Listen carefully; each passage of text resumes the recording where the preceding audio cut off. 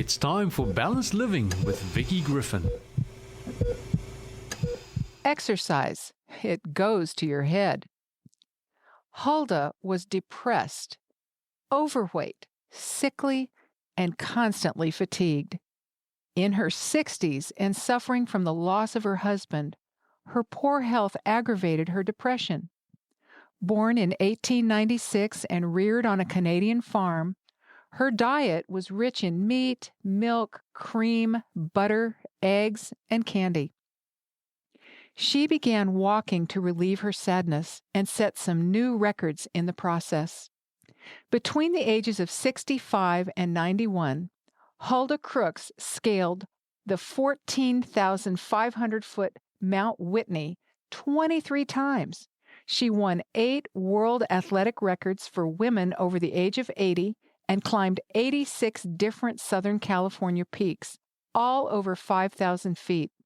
Affectionately known as Grandma Whitney, Crooks Peak near Mount Whitney was named in her honor in 1990. Huldah described a typical day in her life at age 80. Early to bed and early to rise. Out jogging about 5:30 a.m. Jog a mile and walk it back briskly. It takes me 12 minutes to jog the mile and 15 minutes to walk it. Do some upper trunk exercises. Work in the yard, walk to the market, and work.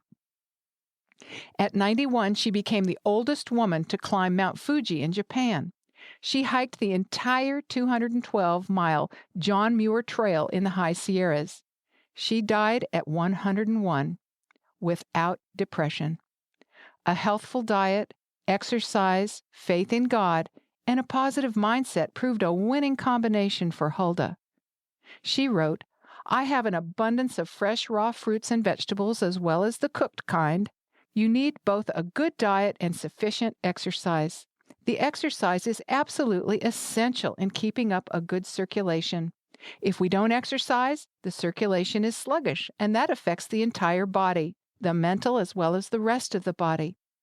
She found that being in nature was a tranquilizer for her emotions. She called nature the picture book of the Bible.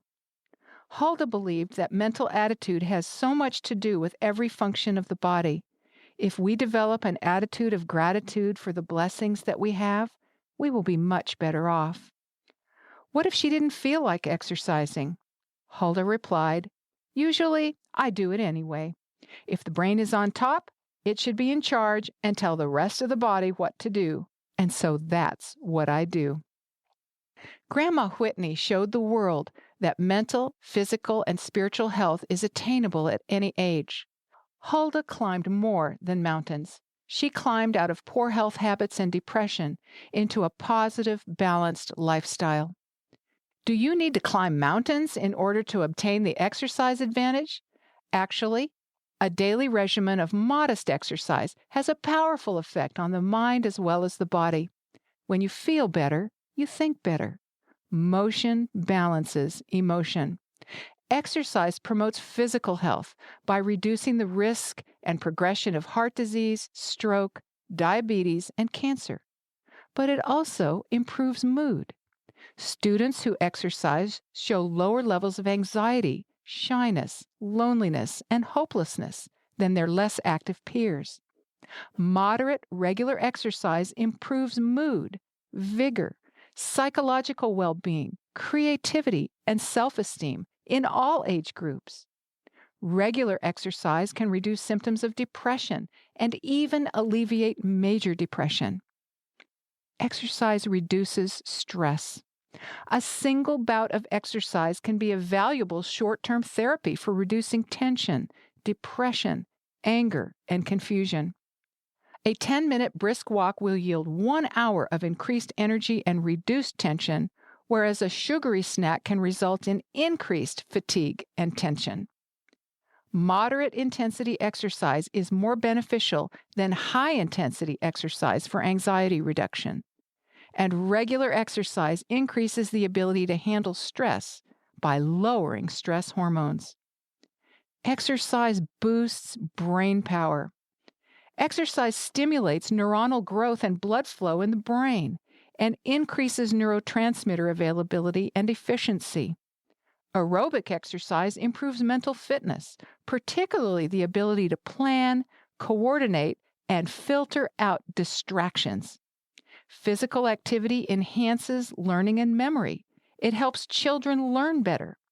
Brisk walking for 45 minutes 3 times a week can improve mental processing abilities that normally decline with age. What's the best form of exercise? Well, it's the one you're willing to stick with. Have a plan for every season. Enjoy brisk walking, hiking, jogging, bicycling, swimming, golfing, skiing, or canoeing. Chores such as splitting wood, raking, and gardening provide many health benefits. Keep your gym bag packed and in the car to remind you to go to the gym as part of your work or school day. Work with your healthcare provider or educator to adopt a plan that will work for you. The Living Word says, "Blessed are those that keep my ways, for by me your days will be multiplied and years of life will be added to you." Psalm 8:32 and 9:11. From the beginning, God linked exercise with lifestyle and nutrition. God blessed man with exercise as an antidote to many mental and physical maladies, and He will help both improve as you get up and move. Movement creates positive changes in physical, mental, and emotional states. So when you feel down, get up and get moving. You've been listening to Balanced Living, presented by Vicki Griffin.